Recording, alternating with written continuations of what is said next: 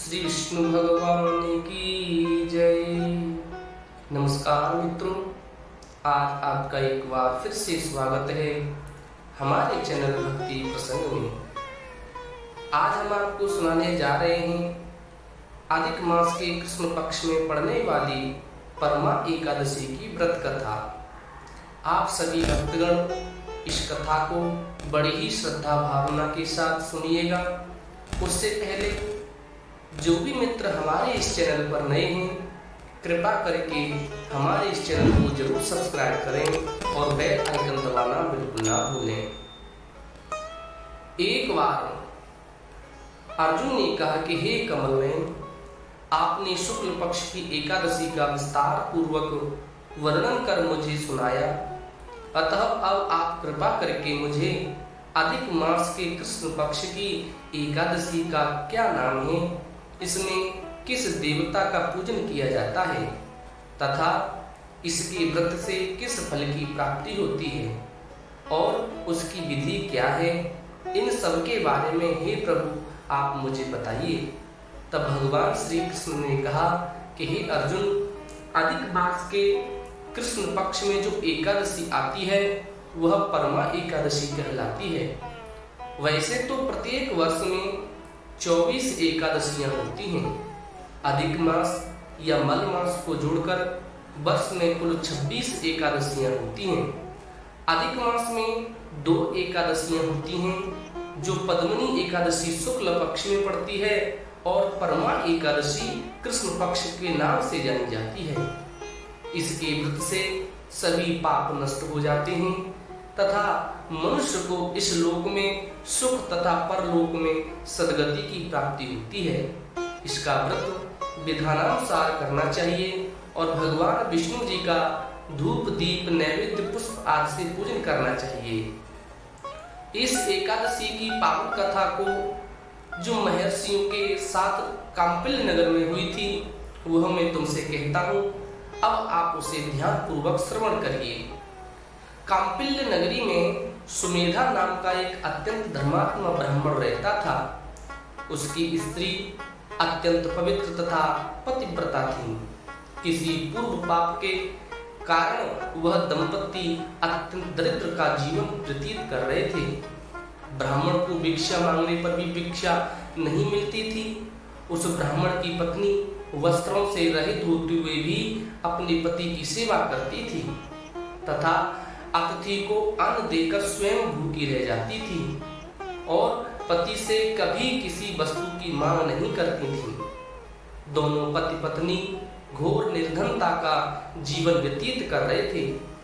एक दिन ब्राह्मण अपनी स्त्री से बोला, हे प्रिय, जब मैं धनवानों से धन की याचना करता हूँ तो वह मुझे मना कर देते हैं। गृहस्थी धन के बिना नहीं चलती, इसलिए यदि तुम्हारी सहमति हो तो मैं परदेश जाकर के कुछ काम करूं, क्योंकि विद्वानों ने कर्म की बड़ी प्रशंसा की है।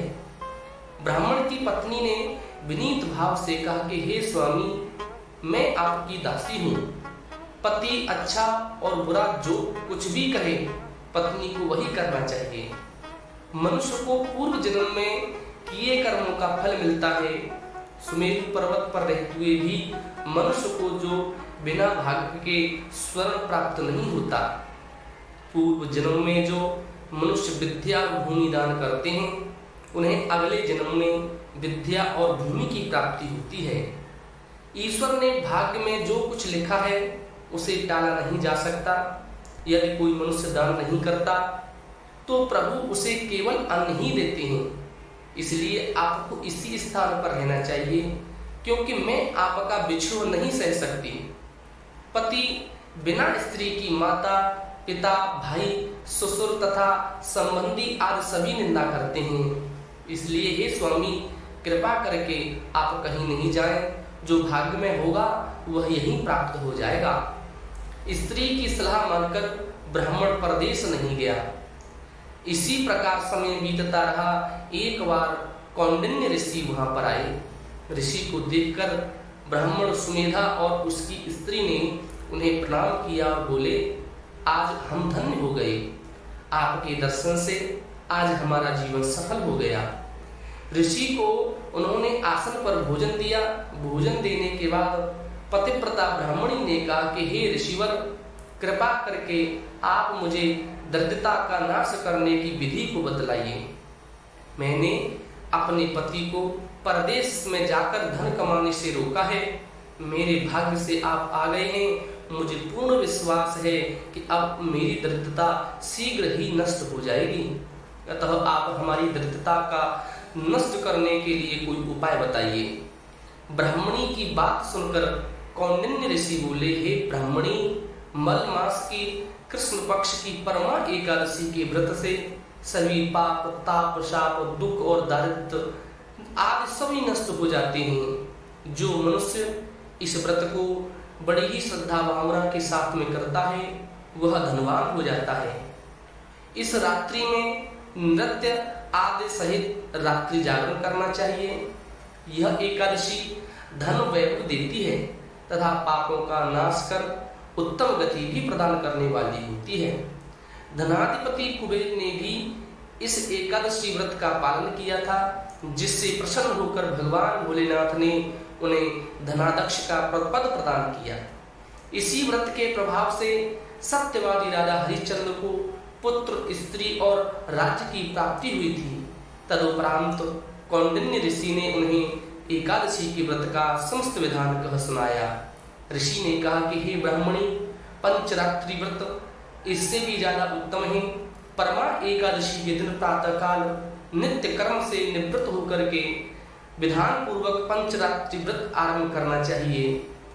जो मनुष्य 5 दिन तक निर्जल व्रत रखते हैं वे अपने माँ पिता और स्त्री सहित स्वर्गलोक को चले जाते हैं। जो मनुष्य 5 दिन तक संध्या को भोजन करते हैं वे स्वर्ग को जाते हैं। जो मनुष्य स्नान करके 5 दिन तक ब्राह्मणों को भोजन कराते हैं वे समस्त संसार को भोजन कराने का फल प्राप्त कर लेते हैं। जो मनुष्य इस व्रत में अश्वदान करते हैं उन्हें तीनों लोकों को दान करने का फल प्राप्त हो जाता है।